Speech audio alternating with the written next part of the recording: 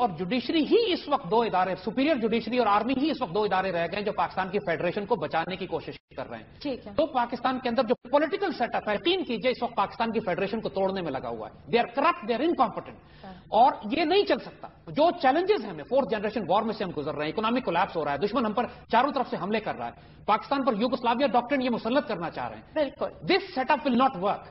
جو بجٹ بنانے کے پیسے نہیں ہیں، I M F value added tax and I M F کی جو خفیہ شرائط ہیں اس کے اوپر یہ پوری قوم کی کمر توڑ کے رکھ دی ہے انہوں نے.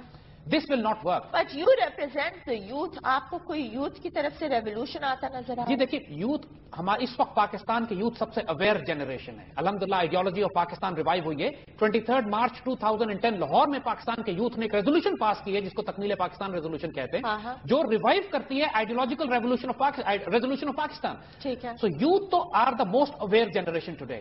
لیکن یوتھ امپاورڈ نہیں ہے ابھی. ان ٹرمز آف موبلائز کرنے کا کوئی طریقہ کار ہے آپ کے پاس؟ دیکھیے الحمدللہ پہلی موبلائزیشن اس وقت آئیڈیالوجیکل ہے جس پر ہم کام کر رہے ہیں. We are trying to work on the ideology of Iqbal. Iqbal نے بھی کوئی سڑکوں پہ جلوس نہیں نکالے تھے لیکن ایک اویئر جنریشن پیدا کر دی تھی جو اگلے چند سالوں میں جا کے power changes became the main players.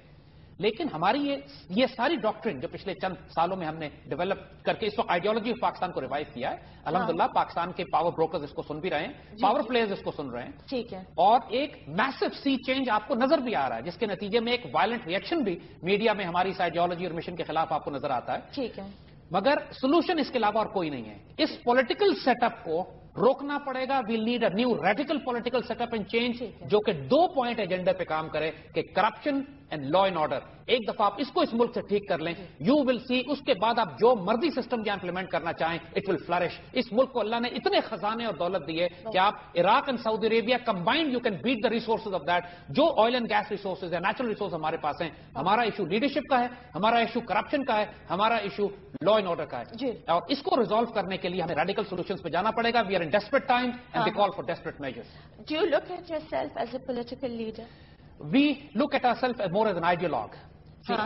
لیکن یس وی آر ان پالیٹکس. جب ہم سیاسی اوپینین دے رہے ہیں، جب ہم پالیسی اوپینین چینج کر رہے ہیں، جب پولیٹیکل لیڈرز کو ہم تھریٹن کر رہے ہیں، پاکستان میں ایک آئیڈیولوجیکل اسپرچل ریولیوشن بلڈ کر رہے ہیں، تو we are strongly motivating the policies and politics of this country.